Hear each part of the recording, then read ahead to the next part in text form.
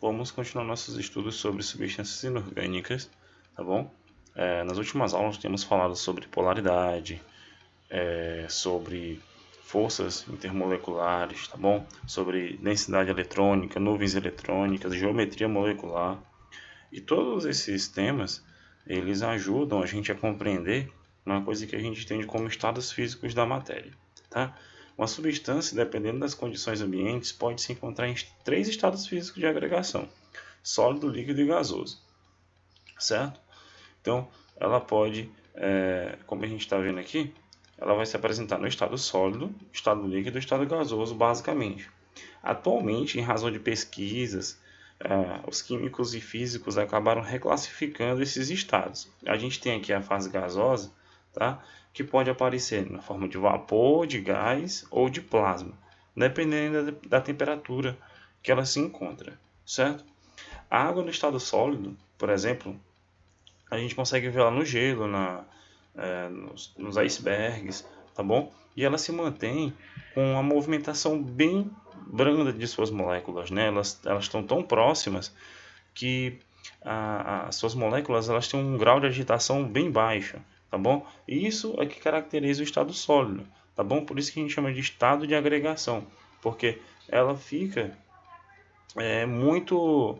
a temperatura é tão baixa, tá?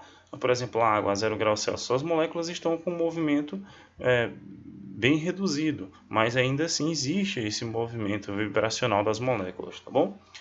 Vamos fazer só uma análise bem rápida aqui de como é que essas moléculas se apresentam na temperatura em que se encontram. O estado líquido, por exemplo, ela já tem um movimento um pouco maior, uma energia cinética de suas moléculas são maiores, a gente usa esses termos, né? Então elas estão se movimentando com uma velocidade maior, acabam se chocando mais. Aí a gente tem o estado líquido. O estado sólido ele tem um volume definido, tá? Ele tem um volume definido como um cubo de gelo, um iceberg. Já o líquido não, ele depende aqui do sistema, né, para ter o volume definido, senão ele se espalha, porque as suas moléculas elas têm um pouco mais de energia. Tu vê que para ter mais movimento, ela necessita de mais energia. Então o estado líquido ele já tem um pouco mais de energia, tá bom? Uma movimentação maior. E assim também é com o estado gasoso. Ó. As moléculas elas não têm um volume definido se estiver fora de um sistema, né? E aí elas vão ter o máximo de movimentação possível. Isso é que diferencia o estado sólido do líquido do estado gasoso, tá certo? Então essa é uma análise inicial que a gente vai estudar. Indo para as substâncias inorgânicas, a gente tem aqui, ó, tá? No estado sólido, todas as substâncias iônicas, como o cloreto de sódio, que é muito conhecido, tá? Então já se liga no cloreto de sódio, que a química utiliza muito como exemplo. Os óxidos, tá bom? O óxido de magnésio, tá? Cloreto de cálcio. Essas são substâncias iônicas, tá? Por que elas são substâncias iônicas, professor? Tem aqui todas as substâncias iônicas, porque elas são formadas, né, por metal e ametal, tá bom? Tem essa ligação aqui entre os dois. Eles doam, né? Um vai doar elétrons, outro vai receber elétrons, e isso acaba caracterizando as substâncias inorgânicas. Se você tem dúvida em substâncias inorgânicas, volta nas aulas anteriores que tem aí os vídeos, que tem explicando tudinho sobre a estrutura delas. Todas as substâncias metálicas, elas se apresentam no estado sólido, tá bom? Na temperatura ambiente, exceto o mercúrio, né? O mercúrio ele é líquido na temperatura ambiente, com o ferro puro, o magnésio, o zinco, tá bom? Aí os óxidos deles, né? As ligas metálicas que eles formam também, tá? O ferro galvanizado, o aço, tá bom? Eles se apresentam na forma metálica, eles se agrupam, na forma sólida, desculpa. Eles se agrupam de tal forma, seus átomos se agrupam, por exemplo, o cloreto de sódio, né? A gente tem aqui a ilustração, os íons cloreto e os íons sódio se agrupando e formam umas formas geométricas bem definidas que a gente chama de retículo cristalino ou estrutura cristalina. Então, essas substâncias elas formam aquilo que a gente chama de estrutura cristalina. Vou colocar aqui para vocês. Estrutura cristalina. Tá bom? Estrutura cristalina. É isso que a gente chama, tá? Essa forma geométrica que eles acabam apresentando na natureza, tá? Aqui nós temos o cubo de gelo, tá? Porque ele se apresenta na temperatura de 0 graus Celsius e a movimentação de suas moléculas é bem reduzida. tá bom?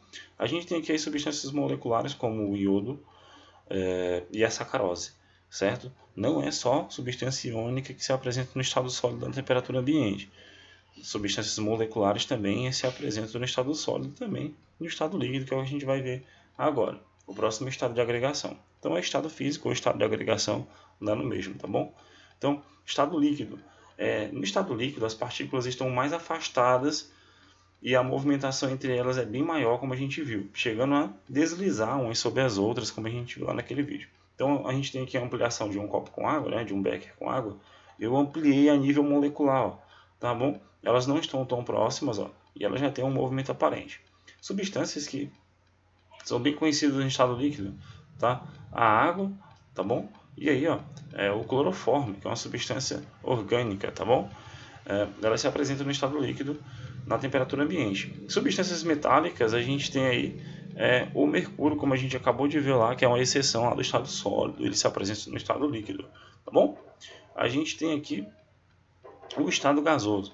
Se tu pegou aqui um recipiente, um balão de fundo chato, com um óxido dentro, né, um gás, a gente pode ampliar e ver que suas moléculas estão bem afastadas. Substâncias moleculares como o gás cloro, o dióxido de enxofre e o gás cianídrico se apresentam no estado gasoso.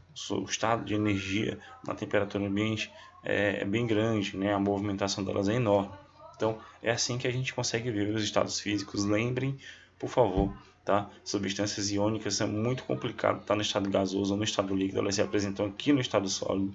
Lembrem da questão da movimentação, como a gente viu aqui, tá? Estado sólido, líquido e gasoso, algumas questões podem abordar isso, tá bom?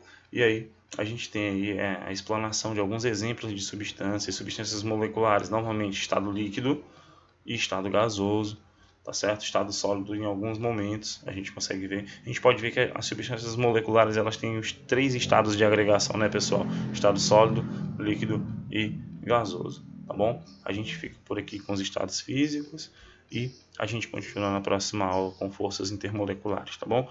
Fazendo uma introdução sobre essa atração das moléculas e a explicação mais aprofundada dos estados físicos, tá certo? Então até a próxima aula e a gente se vê por aí.